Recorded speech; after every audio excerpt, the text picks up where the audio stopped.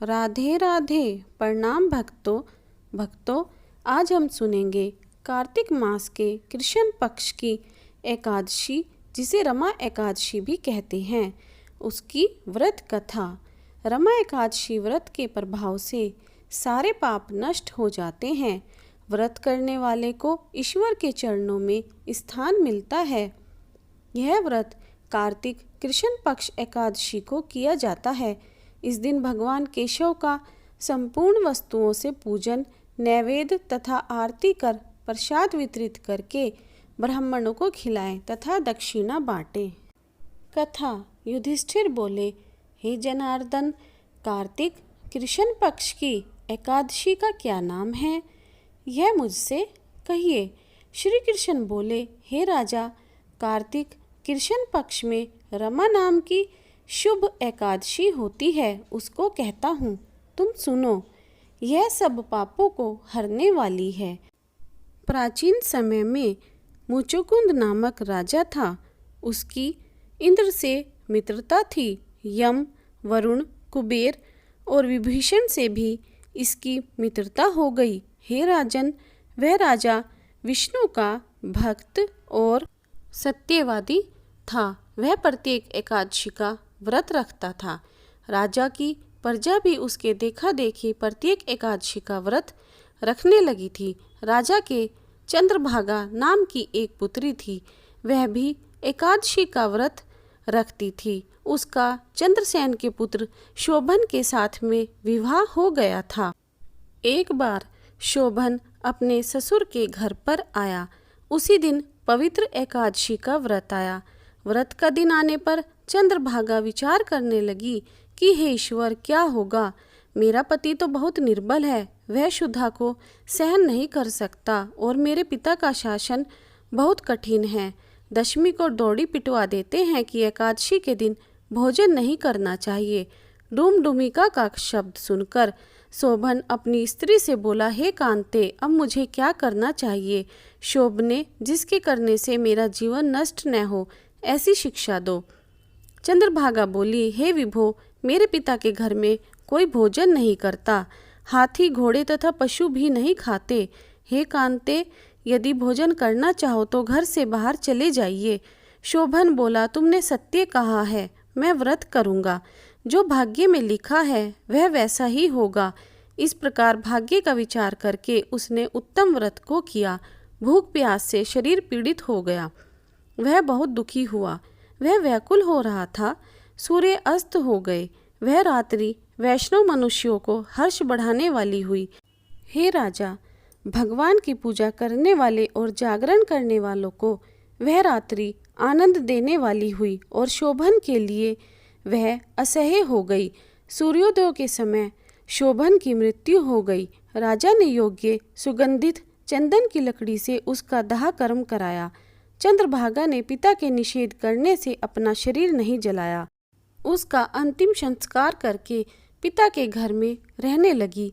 हे राजन, रमा के व्रत के प्रभाव से मंदराचल के शिखर पर शोभन को बहुत रमणीय देवपुर मिला। वह बहुत उत्तम और अनेक गुणों से युक्त था। उसमें पन्नों से जड़े हुए सुवर्ण के खंभे थे। अनेक प्रकार की मणियों से सुशोभित भवन में वह निवास करने लगा। सिंहासन पर बैठ गया। श्वेत छत्र और चंवर प्राप्त हो गए। किरीट, गुंडल, हार, बाजूबंद इनसे सुशोभित हो गया। गंधर्व और अप्सरा सेवन करने लगे। वहाँ शोभन दूसरे इंद्र की तरह शोभा को प्राप्त हुआ। मुचुकुंदपुर में रहने वाला सोम शर्मा नामक ब्राह्मण तीर्थ यात्रा के लिए भ्रमण करता हुआ गया। उसने राजा के जमाई को देखा। वह उसके पास गया।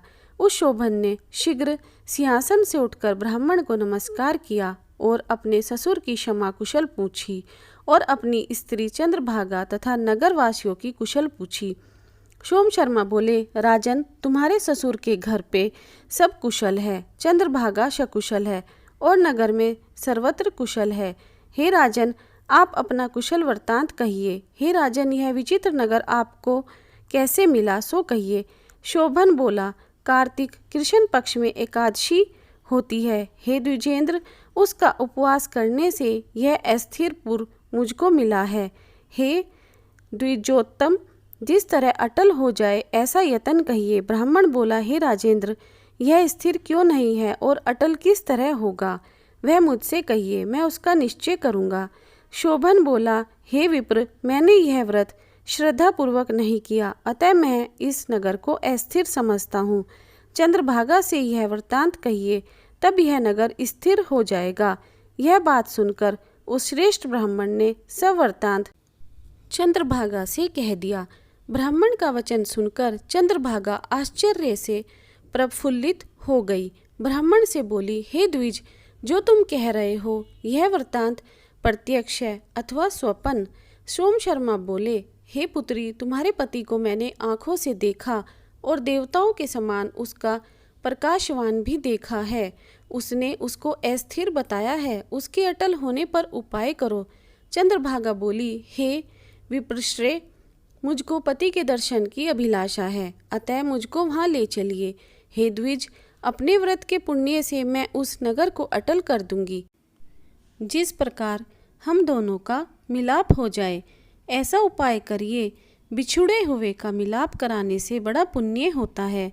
यह सुनकर सोम शर्मा उसके साथ चला गया। मंदराचल पर्वत के समीप वामदेव के आश्रम में सोम शर्मा गए। वामदेव ने उनका कहा हुआ सब वृत्तांत सुना। उज्ज्वल चंद्रभागा का वेद के मंत्र से अभिषेक किया। ऋषि के मंत्रों के प्रभाव और एकादशी के व्रत के प्रभाव से चंद्रभागा का दिव्य शरीर हो गया और दिव्य गति को प्राप्त हुई। प्रसन्नता से प्रफुल्लित नेत्र किए हुए अपने पति के पास पहुंच गई। शोभन भी अपनी आई हुई स्त्री को देखकर बहुत प्रसन्न हुआ और उसे बुलाकर अपनी बाईं तरफ बैठा लिया।